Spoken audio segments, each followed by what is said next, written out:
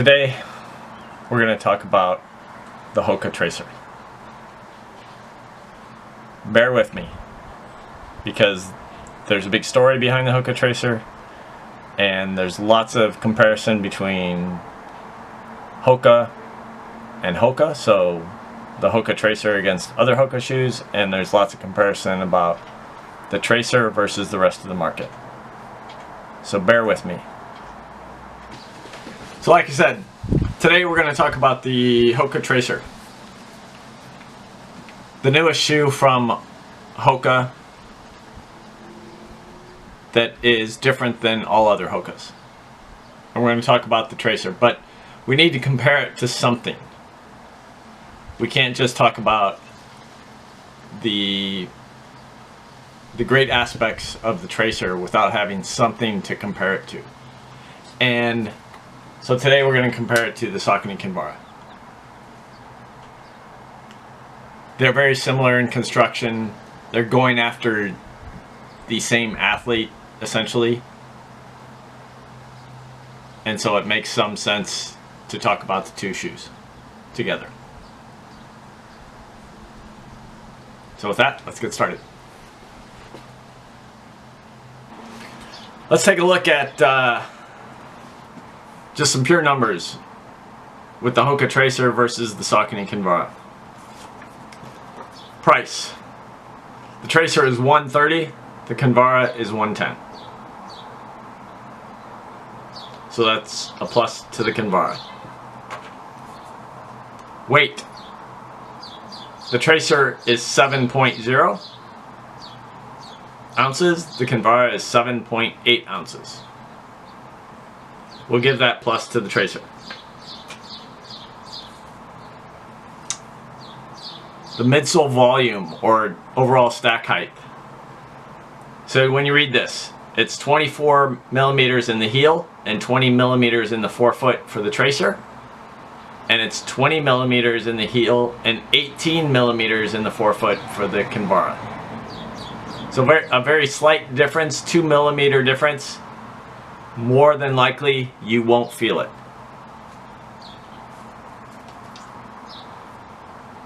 It goes kind of without saying, but we'll put it up there anyway. The overall offset is 4 millimeters for both shoes. So that's heel to forefoot difference, 4 millimeters. Now some very important points. How did the shoes fit? And I'm only looking at two aspects of fit. I'm looking for the way it fits in the midfoot and the way it fits in the forefoot. You can adjust for heel fit, no matter what. But you can't adjust for midfoot or forefoot fit. It is what it is. Unless it's too wide, then you can adjust with socks. Make sense? Alright, let's go. So midfoot fit. How does it fit across the top of your foot? The Tracer is medium low, so it fits a little closer to the top of your foot. The Kinvara is medium.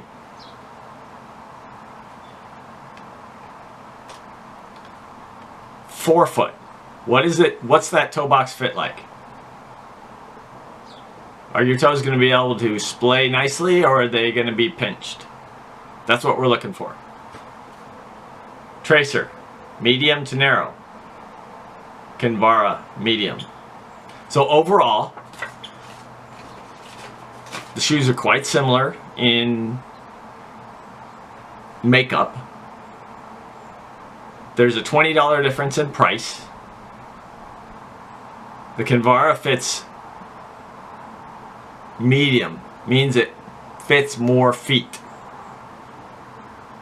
So medium in the midfoot, medium in the forefoot. The Tracer fits medium to low in the midfoot and medium to narrow in the forefoot. Fits less people. Let's take a look at some things that I really like about the Tracer. I actually like the narrow fit. And I like the tight toe box.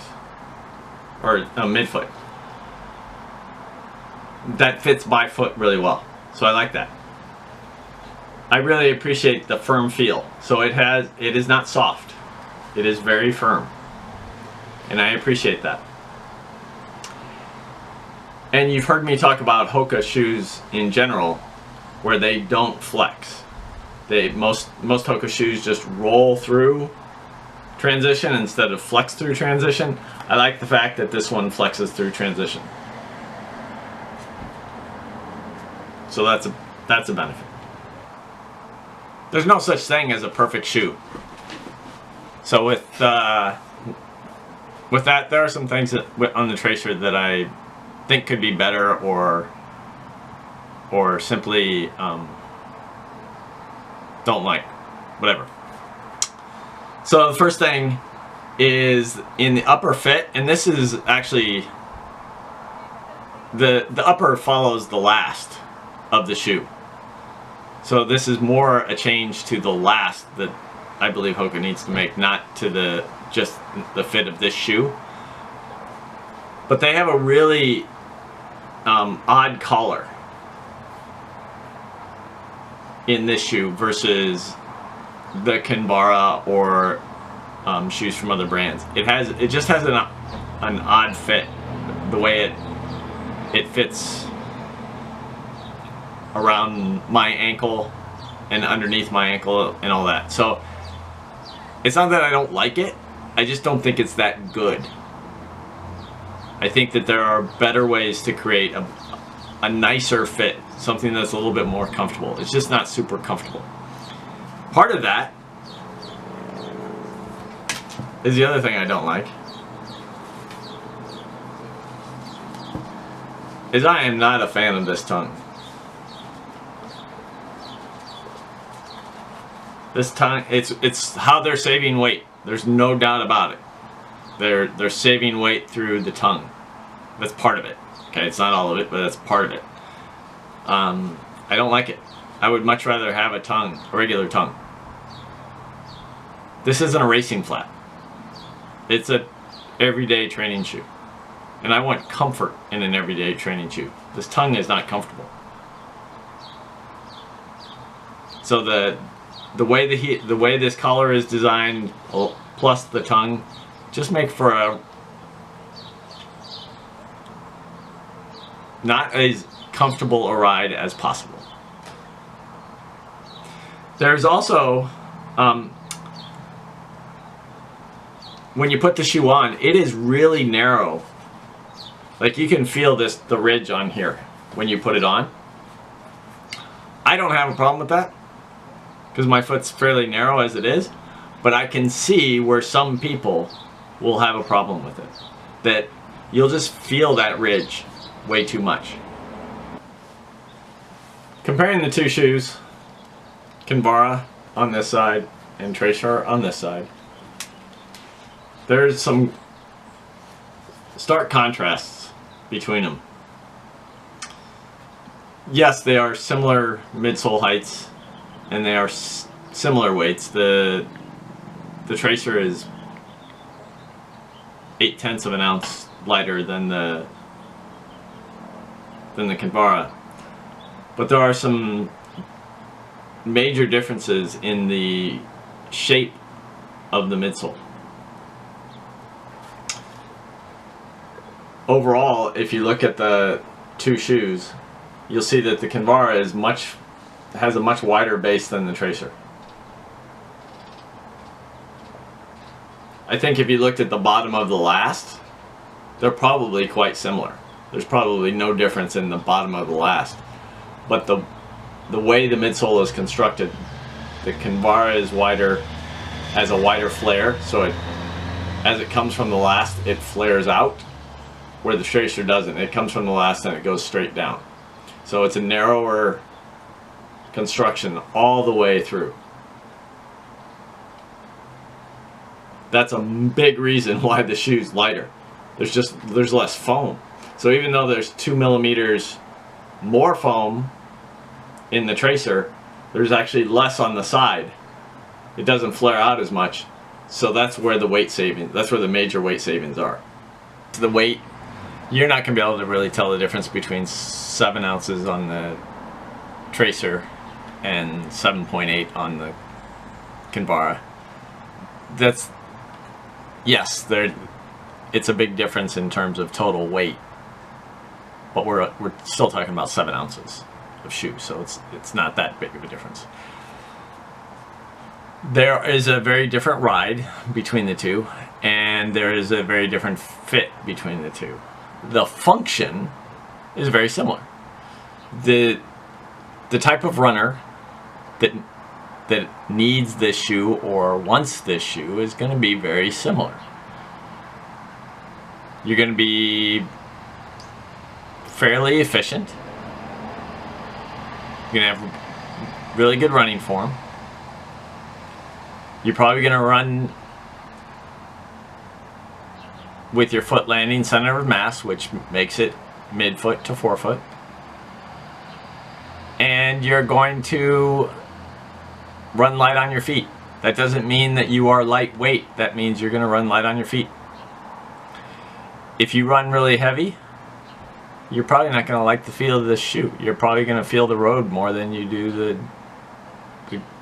the greatness of the two shoes. So that's similarity. That's what you want from this shoe. You can race in both of them.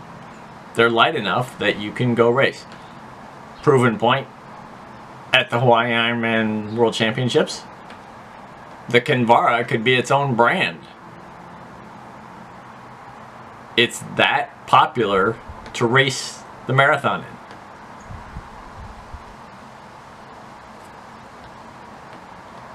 At the Boston Marathon, the Tracer showed up very early for its lifespan. It came out in the beginning of April, and by the middle of April, there were athletes racing the Boston Marathon in the Tracer. So you can race in both of them. What's different about the two of them? We already talked about the wider base in the Kinvara versus the narrower base in the Tracer. You won't necessarily feel that, but it's there. Kinvara runs, I wouldn't call it soft, but it's not firm. It just has a nice, I'll call it a mellow ride to it. Okay? The Tracer is firm. There's a big difference between the two. You got firm, mellow. Fit differences. Narrow foot, medium to wide foot can fit in this. Narrow to medium foot can fit in this. Construction, it's hands down. The upper of the Kinvara is so much better than the upper of the Tracer, but I'll give Hoka some leeway there. They haven't been in the shoe business as long as Saucony has. We're talking about the Kinvara 7 here. So they've had 7 chances to make this upper great, where this is the first Tracer. So yes, the upper, the tongue, the internal environment of the Kinvara is better. There's just it's better. It's Tracer 1. For a first shot at building a lightweight, go-fast shoe, the Tracer does a great job. This upper will improve over time. It will improve greatly over time. I guarantee you that.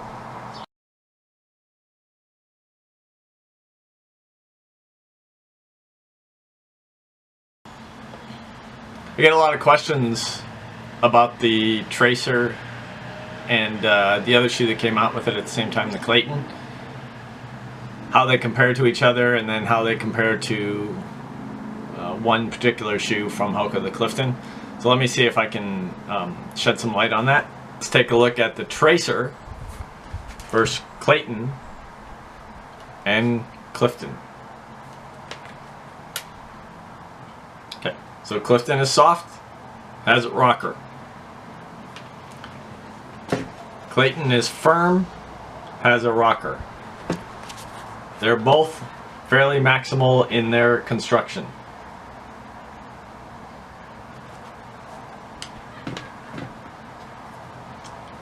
Tracer is firm,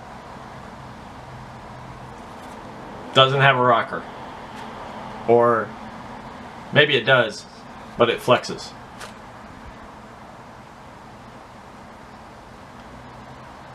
Firm, flexes, not maximal. Huge difference between the midsole thickness of the Clifton and the Tracer. And again, huge difference between the Tracer and the Clayton.